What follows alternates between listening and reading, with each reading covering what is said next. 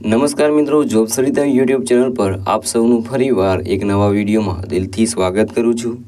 મિત્રો, આજે આપણે આ વિડીયોમાં જોવાના છીએ કે રેલવે વિભાગ દ્વારા જે ટીસીની રિક્વાયરમેન્ટ બહાર પાડવામાં આવી છે તેનું નોટિફિકેશન આપણે જોઈશું। તો તેમાં કોઈ પણ ફી ભરવાની તમારે રહેશે નહીં, પગાર પણ તમને 81,000 સુધી મળવાપાત્ર રહેશે।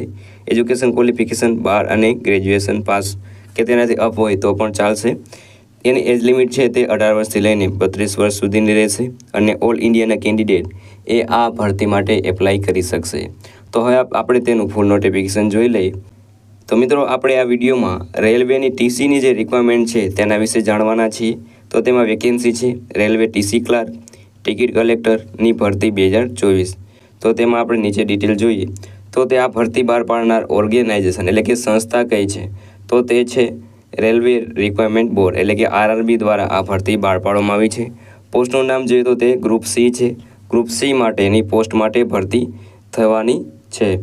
તો હવે આપણે જોબ ડિટેલ જોઈએ તો કઈ કઈ પોસ્ટ ઉપર ભરતી થવાની છે તો તેમાં ટિકિટ ક્લાર્ક એટલે કે ટીસી માટેની ભરતી થવાની છે અને ત્યારબાદ જુનિયર ક્લાર્ક કમ ટાઈપિસ્ટ, ત્યારબાદ જુનિયર ટાઈમકીપર અને ટિકિટ કલેક્ટર, ત્યારબાદ કોમર્શિયલ ક્લાર્ક જગ્યાઓ પર ભરતી થવાની છે। અરજી મોડ છે એપ્લાય મોડ છે તે ઓનલાઈન છે, તમારે ઓનલાઈન અરજી કરવાની રહેશે। ત્યારબાદ તેની ડેટ કઈ છે તો તેની ડેટ છે તે એપ્લાય કરવા માટેની ડેટ છે તે 21 સપ્ટેમ્બર 2024થી 20 ઓક્ટોબર 2024 રહેશે। ત્યારબાદ હુ કેન એપ્લાય એટલે કે કોણ એપ્લાય કરી શકશે તો ઓલ ઇન્ડિયાના બધા કેન્ડિડેટ આ ભરતી માટે એપ્લાય કરી શકે છે। સેલરીની વાત કરીએ તો 21,700 લઈને 81,000 તમને સેલરી મળવાપાત્ર રહેશે।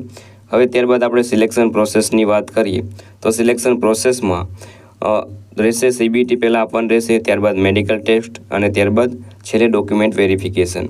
ત્યારબાદ હવે આપણે એજ લિમિટની વાત કરીએ તો મિનિમમ છે તે 18 વર્ષ રહેશે અને મેક્સિમમ 32 વર્ષ અને જે પણ તમને રિલેક્સેશન મળવાપાત્ર રહેશે તે મળવાપાત્ર રહેશે। ત્યારબાદ એજ્યુકેશન ક્વોલિફિકેશનની વાત કરીએ તો તેમાં છે 12 પાસ અને ગ્રેજ્યુએશન અથવા તો તેને રિલેવન્ટ જે પણ કોર્સ કરેલા હોય તે પણ ચાલશે। અને વધારે ઇન્ફોર્મેશન માટે તમારે તેની ઓફિશિયલ વેબસાઇટ પર જઈને બધી ડિટેલ જોઈ લેવાની રહેશે। તો અહીં તમને એપ્લાય કઈ રીતે કરવું તે તમને બધી ડિટેલ આપવામાં આવી છે કે વેબસાઇટ ઉપર જવાનું રહેશે, ત્યાં વેકેન્સી પર ક્લિક કરવાનું રહેશે, એજ્યુકેશનની જે પણ તમારી ડિટેલ હોય તે ભરવાની રહેશે, ફી ભરવાની રહેશે, ત્યારબાદ ફોટો અને તમારી સાઇન અપલોડ કરવાની રહેશે। તમારે ઓનલાઈન જ ફી ભરવાની રહેશે। તમે ક્રેડિટ કાર્ડ અથવા ડેબિટ કાર્ડ દ્વારા તમે તમારું નેટ બેન્કિંગ દ્વારા તમે એ ફી ભરી શકો છો। ત્યારબાદ તમારું કોલ લેટર ડાઉનલોડ કરવાનું રહેશે અને વધારે માહિતી તમારે તેનું ઓફિશિયલ વેબસાઇટ છે ત્યાં જઈને તમારે જોઈ લેવાનું રહેશે।